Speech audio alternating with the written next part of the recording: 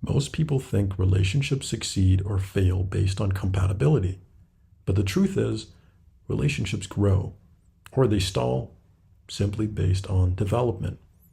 It isn't just personal growth, but shared growth. Every relationship moves through predictable stages, and at each stage, there's a choice: evolve, stay stuck, or collapse. In this video, we're not just talking about romance. We're talking about how conscious relationship as a developmental path, a mirror, an initiation, and a practice. You'll see where you've been, where you might be now, and what's required to move forward. Stage 1, fusion. This is the honeymoon, not only in the romantic sense. It's the merging, the stage where I becomes we. You see the best in each other, and you mirror each other's ideals. Neurochemically, it's intoxicating. Developmentally, it's regressive. Why? Because fusion pulls us backward toward safety, sameness, simplicity. We want to believe we've found home, not complexity. And in doing so, we unconsciously bypass difference. At this stage, boundaries blur, conflicts feel threatening, and people often mistake harmony for love. But fusion can't last. It's necessary illusion. And eventually, the differences return, ushering in the next stage. Differentiation. Here's where reality sets in. You notice the habits, the triggers, the gaps, and worldview. Differentiation is where most relationships begin to wobble, because now the fantasy breaks. You start seeing the other as they are, and they see you. This is a stage of projection collapse. What you idealized now irritates you. What you overlooked now feels unbearable. But this isn't a failure. It's a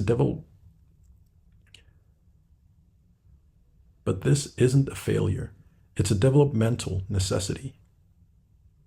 Development requires disillusionment.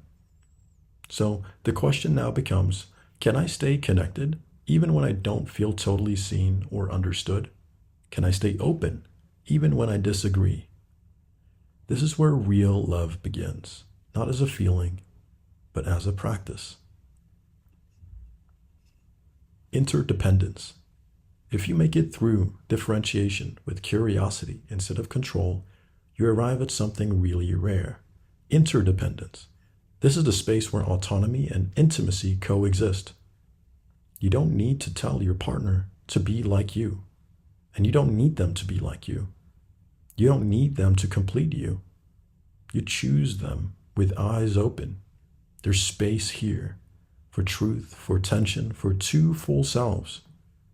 Conflict becomes something you move through, not something you avoid or escalate. You communicate not to be right, but to be real. This is a stage where you begin to co-develop, challenging each other, not from ego, but from love. You become allies in each other's evolution, and that brings you to a new possibility: synergy and conscious creation. This is a stage that is quite rare, not because it's unreachable, but simply because most people settle before they get there. In synergy, the relationship becomes more than the sum of its parts. You're not just navigating life together. You're creating life together, not from survival, not from tradition, but from vision. This is where two people begin to weave their values, purposes, and gifts into a shared ecosystem, like two instruments tuning to the same key without losing their own tone. Intimacy becomes a gateway toward greater synergy, not just a release. Conversations become multidimensional, and you're able to see each other across time, across seasons, and across self-reinventions, where love is less about possession and more about presence and co-creation. Relational awareness. Beyond synergy is something even more subtle: the realization that the relationship itself has a developmental arc.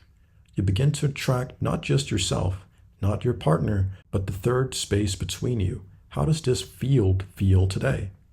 What does our dynamic need? Are we reinforcing old patterns or are we birthing something new? This is where language like you and me softens more into us. You start relating to the relationship like an evolving organism, like a child. You listen to it, you care for it, and you notice when it contracts and when it breathes. This is a stage that is deeply creative and deeply humbling because it reminds you that you're always participating in something larger than personal desires. Not every relationship is meant to go through every stage. Some are here to teach us, some are here to test us, and some are here to transform us. But when two people are willing to grow, to face themselves, to stay curious, to meet change with humility, then relationship becomes something extraordinary. Not perfect, not constant, but alive, with a heartbeat of its own. This kind of relationship doesn't protect you from life. It prepares you for it. And in a world that often teaches us to settle for chemistry or comfort, choosing to grow together might be the most radical kind of love that there is.